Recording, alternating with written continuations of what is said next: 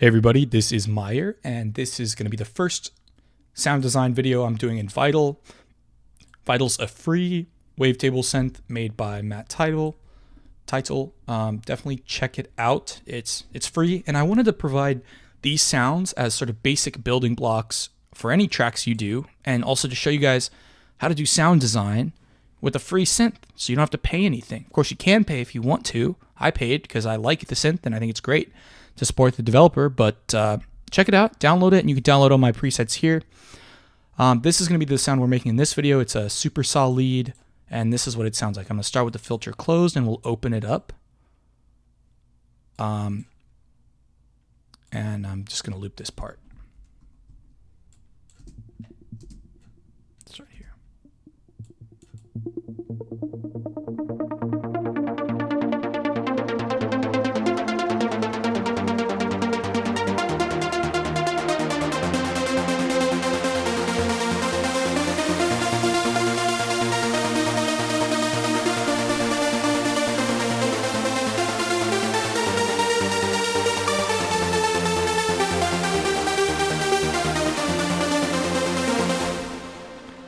So yeah, let's go ahead and get to making this sound.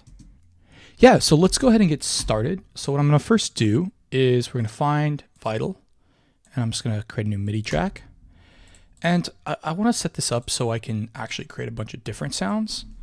So this one's actually going to be the lead, but duplicate this a couple times for each of the sounds that we want to make. So in this video, we'll do the lead, but then we'll also want to do pluck, pad, the sub pad, a sub bass, a mid bass, and probably an acid, and any other things that come to mind. So yeah, we'll start with the lead. I like making my leads pink. You guys probably know that. I don't know. That's very, very vibrant. And actually, I'm going to select all these, and I'm going to just turn them down to -6 for now. And we can just go ahead and collapse the rest of these. Now, when you're doing the sound design, it's always helpful to have a sort of the MIDI in mind. Of course, it's tough because you want to start with a good sound first, but you also want to make sure it's not the sound. You know, if you're making a sound but the melody's bad, it's not going to sound good no matter how good the sound is. So I'm just going to take the MIDI from my track Starfall. If you haven't heard it, definitely check it out. Yeah, this is just Starfall MIDI. It's out on Extrema, and this is what it sounds like by default, and it is a very offensive color.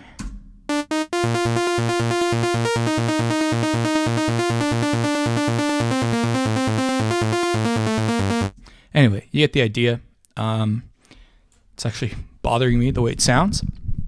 So this is the preset that you get when you initialize it.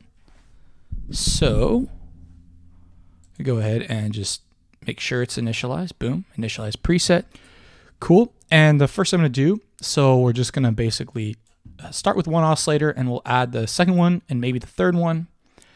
And what I like using is we're just going to use under the classic blend the standard sawtooth, which is kind of this frame right here. It doesn't need to be perfect, but we could enter a value. I think 100 is the perfect value there. That's not super important. So once again, the really important thing is making sure that your ADSR envelope is right. And in particular, I find this release, it'll sound cheesy if you don't get the release right.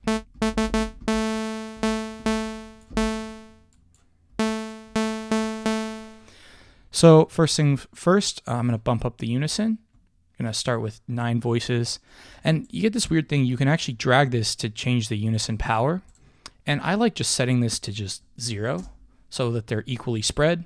The other thing that's important is this is the start phase, and then this is how much the phase is randomized.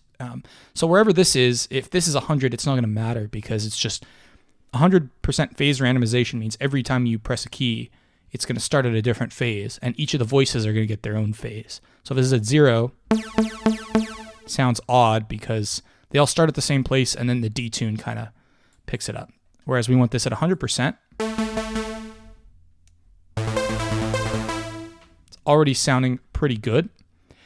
I'm going to go over to the Advanced tab, and I'm going to set the stereo unison here down to about 80%. Now this controls how much the sounds are spread across the stereo field. We want this to be, we used to do this where they were spread just completely across.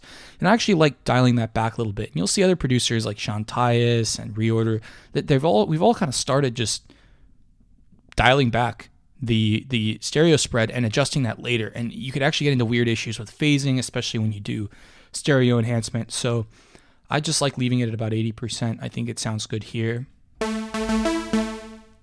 And we want to just go ahead and adjust this. You don't want it too short, and you don't want it too long. So that way when you're arpeggiating notes, which is what this lead's going to do,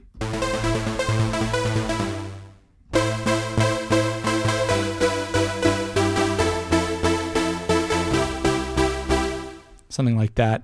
I may add it a little bit more, but this we can decide once we get the reverb.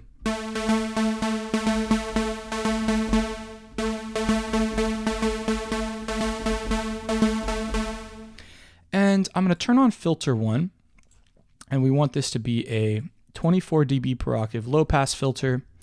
And I'm doing this so that all the sounds go through it. And we can either do 24 or 12. I tend to like 24, but a lot of people will use 12 because that was how it was in the original Virus. First thing I'm going to do here is I'm actually going to close the filter pretty much all the way to where I cannot hear it, and then I'm going to map the mod wheel to open it up. And I tend to just use the mod wheel to do this kind of thing. So the way I do it is you're just going to take this and click and drag to the filter. So now the mod wheel is modulating the filter, and this is the amount. So I'm going to let it go all the way to the maximum value.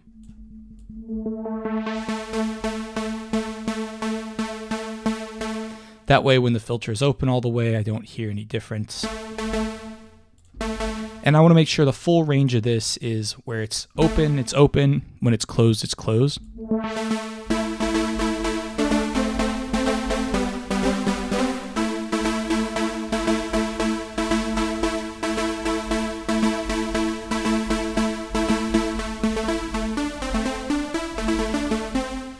I'm just playing around with this sound just so that sounds good. The other thing I want to do is when this filter is closed, I want to use envelope 2 to modulate the filter cutoff as well. That way you get this plucky sound when it's closed.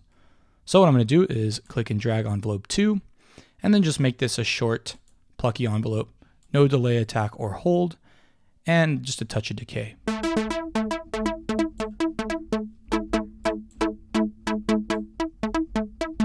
That's a little too much, so I'm going to just lower this.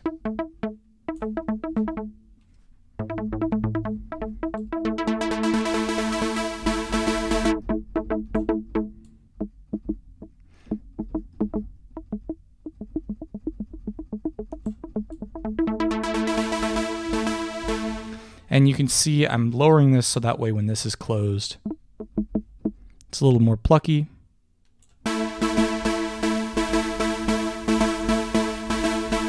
And when it's open all the way, it is open all the way. So you can hear what the 24 dB per octave slope sounds like too. I like the 24. Cool, so that's the first oscillator. What I'm going to do with the second oscillator is choose the same shape, which is here about frame 100 or so. And once again, I'm going to just start this off with 9 voices, phase completely randomized, and we're going to drop this down an octave, so minus 12 semitones, and just slowly bring this in. And I only want this going through filter 1. We're not even going to touch filter 2 for this. Sorry, this should be plus 12. I want this up an octave.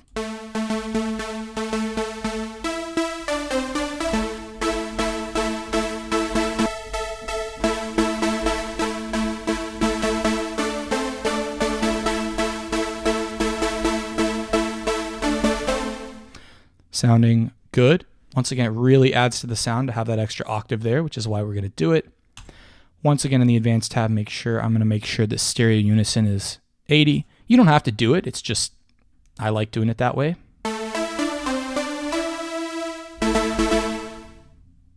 So let's listen to this a little bit with the melody.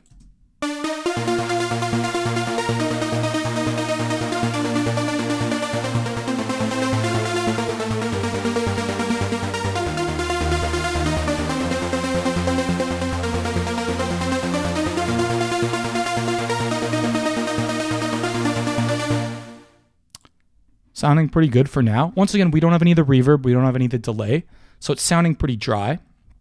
The last thing I want to do is add a little bit of white noise. I'm going to turn on this randomize piece, which just means it'll start at any point. And what this round robin thing does, just make sure when it gets to the end, it loops back around. Which if you have the randomization on, I think it's good to do this. And that's weird. It'll actually bounce back when it reaches the end. But this is white noise. Doesn't really matter. Most synths let you do this, but here it's an actual sample of white noise. So I'll just mix this in a little bit.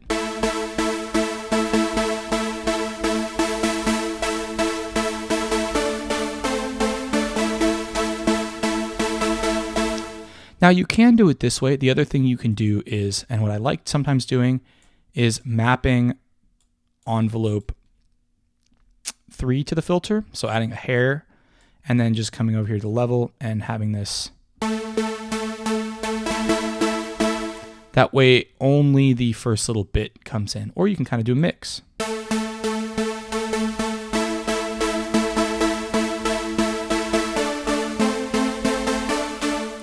You don't want to add too much noise, especially when you layer this with other sounds with noise. I find generally only want to have one synth or maybe two that are doing noise, but here we're just going to use one lead, so this one is fine. So we're going to use this one to be the noise one, and that sounds good. Now I'm going to move over to the effects.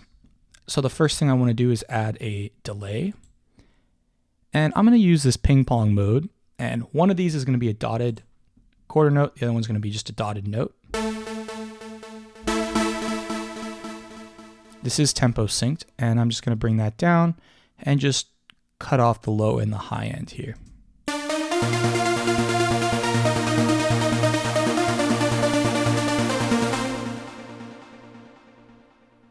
So you can hear with that delay and with that tail that we have from envelope 1, there's actually, it almost sounds like it has reverb on it before we've added the reverb. But just to make sure, I do think there's a little bit too much noise, so I'm just going to bring this down a hair.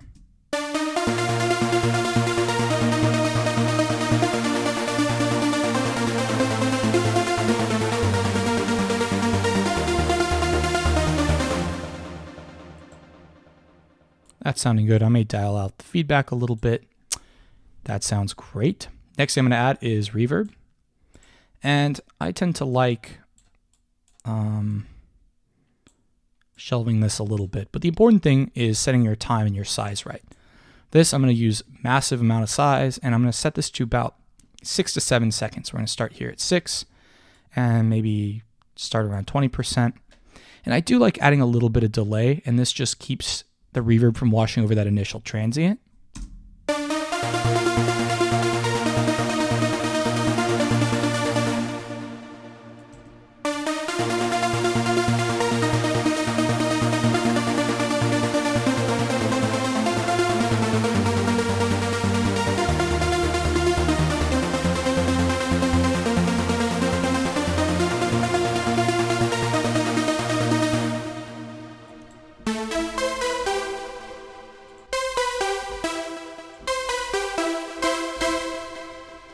That sounds good. And last but not least, I'm going to add an equalizer. You can add the compressor here in multiband mode. You don't want to do that much.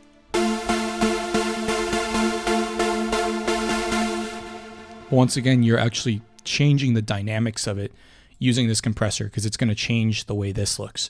Delay and reverb are both pretty much linear devices, which means what you get in is what you're going to get out plus whatever the effect does. Whereas the compressor, it actually is going to change the initial sound that you have. It's not just adding something to it in a linear time invariant sense. And last but not least, the EQ. Now, you can decide if you want to do a full-on low cut or not. I tend to do that more in mixing.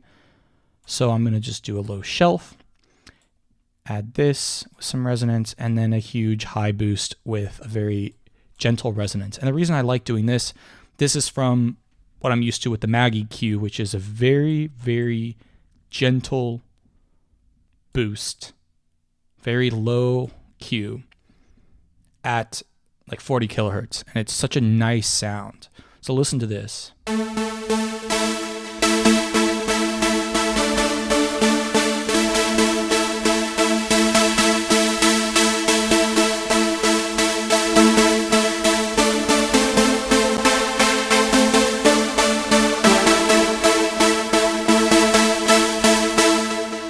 Obviously too much gain, so we just got to turn this down.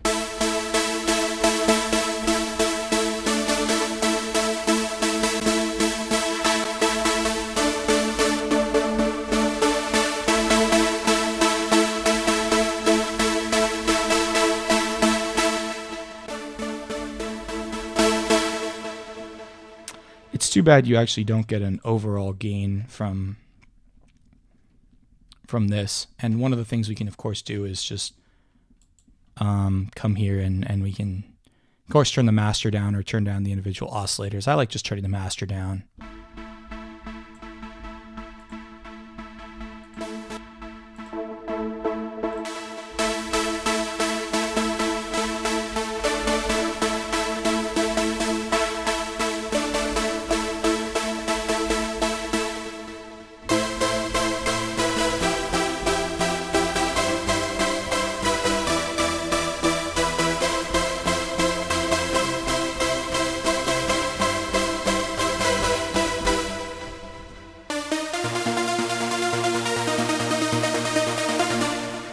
Once again, boosting that high end is going to boost more the noise, so you may need to back off a little bit once you do that.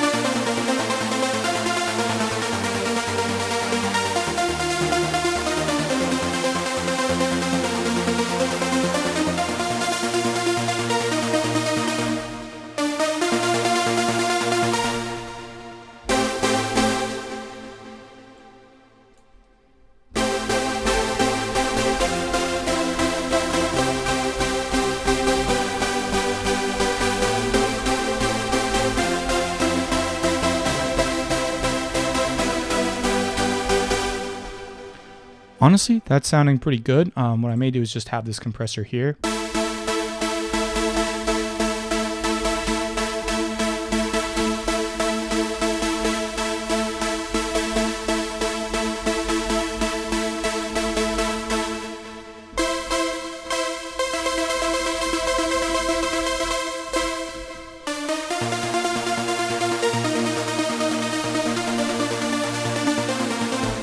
You can hear how it does smooth out the dynamics of just that noise part.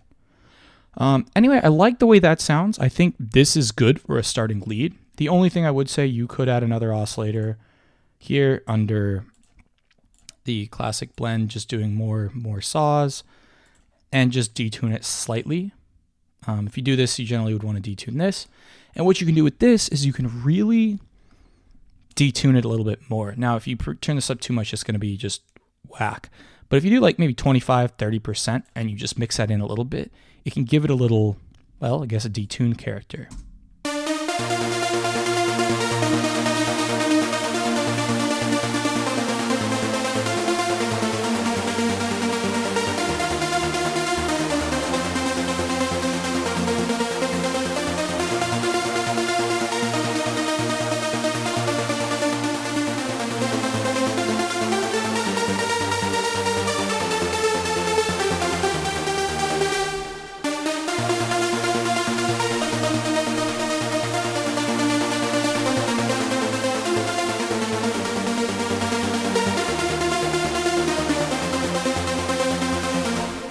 And of course, if you were going to be fair, you'd want to lower this down too.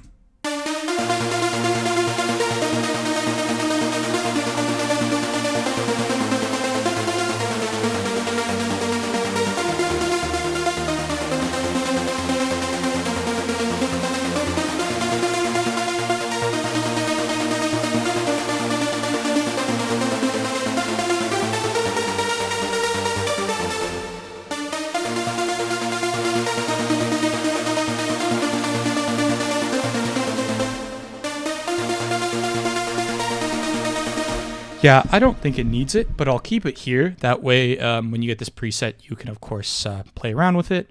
Other than that, pretty much everything else is fine for this sound. I think...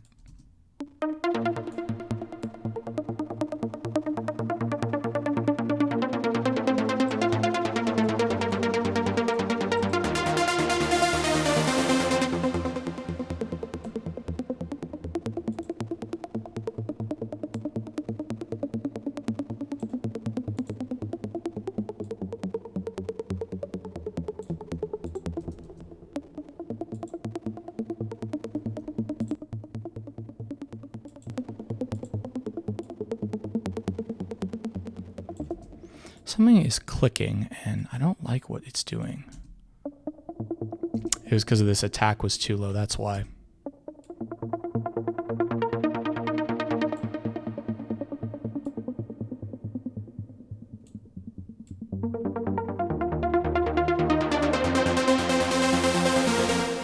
Now, one thing you can do if you want to get really tricky is you can actually map the mod wheel to...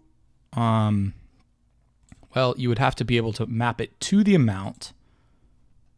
So you might have to do it this way. This is where it gets a little bit tricky. Oops. Don't do that. Just delete that. But what you could do is map the mod wheel to envelope 2's amount here. And the reason you'd want to do this is if you want it at when the mod wheels, and this gets a little tricky, but when the mod wheel's closed, it's not as plucky and it slowly gets more and more plucky as you open it. So the way we do this is, oops, totally messed that up. First of all, we need the mod wheel doing filter cutoff. And then what we need to do is modulate using the mod wheel this amount here. And we only want it to go up about here. So that means when we open the mod wheel, it's doing a lot more.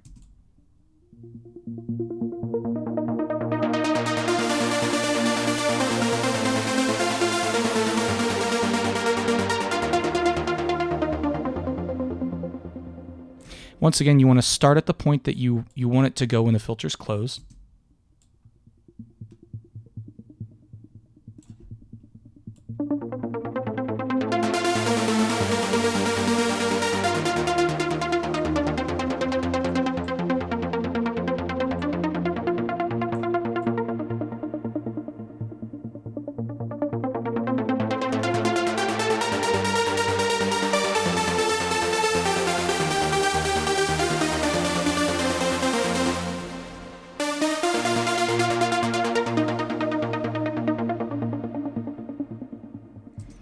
Awesome. That sounds great. Anyway, thanks for watching. Hope you guys enjoyed it and learned something. And check in the comments. I'll have a link. Sorry, in the description, I'll have a link to where you can download this and my other vital presets for uplifting trance. See you guys.